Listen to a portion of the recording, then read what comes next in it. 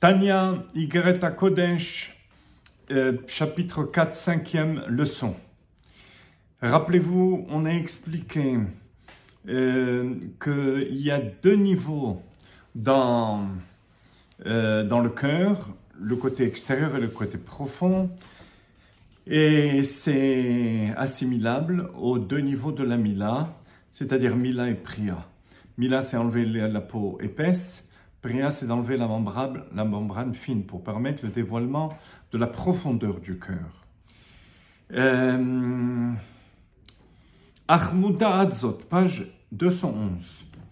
Ki itaoutadil elahi beitaoutadil tata dafka. Que tout réveil, il est connu que tout réveil d'en haut doit obligatoirement passer par un réveil d'en bas. Parce qu'on a expliqué que pour la peau épaisse, c'est le travail de l'homme qui est nécessaire, alors que pour la membrane fine, c'est Umal Hashem Elokecha, c'est Dieu qui amène ce réveil par en haut. On pourrait croire qu'à ce niveau-là, on n'a pas besoin du travail de l'homme. Il en est rien. Et ça, c'est un des fondements de Chassidut. Que même à savoir que même les réveils d'en haut, les dévoilements de Dieu les plus hauts, exigent la préparation par en bas. Bifrinat ala tman, par ce qui est appelé dans le Zohar l'élévation des eaux féminines. Comme nos maîtres disent dans le Zohar, troisième partie, et dans la Gemara Ta'anit Daf Chaf He, qu'il n'y a pas de gouttes de pluie qui descendent d'en bas, pour laquelle il n'y a pas de gouttes d'en bas qui se sont évaporées. Ce qui veut dire que la pluie qui vient par en haut, par la bracha d'Akadosh Baruch Hu, doit passer par le réveil d'en bas et qui demande un grand investissement. On dit le double parce que qualitativement, bien entendu, le travail est plus dur.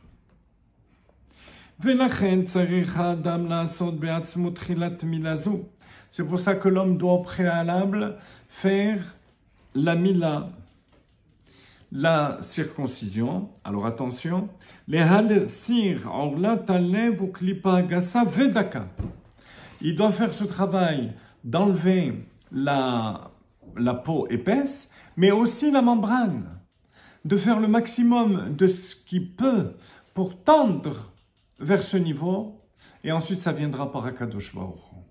Donc l'importance du travail par en bas, d'arriver au pnimiyut halev, à la profondeur du cœur.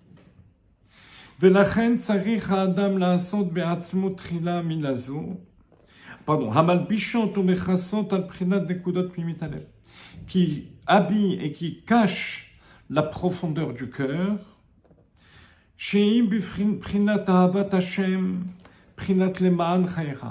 correspond à l'amour de Dieu, qui concerne l'ensemble de notre vie.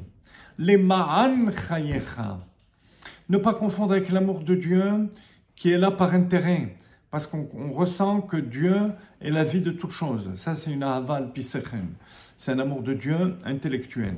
Là, on parle de l'amour de Dieu qui vient de l'essence de l'homme, les ma'an chayecha, afin que tu puisses exister, comme si toute l'existence de la personne dépendait de cela, et comme on a dit au début du chapitre, et c'est ce qui fait que le pnimiyut halev, la profondeur du cœur, se réveille. Shei begalut.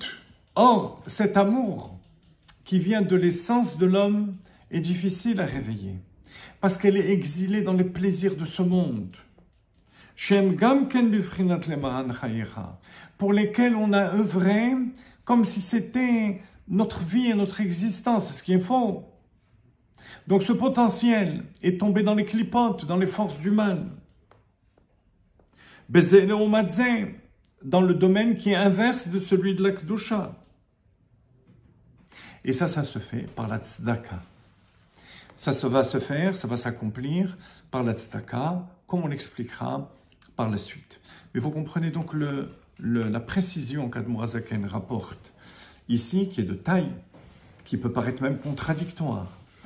parce que nous, on avait partagé en deux le travail de la Mila.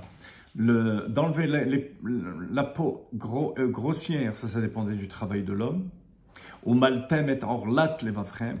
Alors que la membrane fine, c'est fait par en haut, par Dieu. Ou mal Hashem et levavcha et levav zarecha.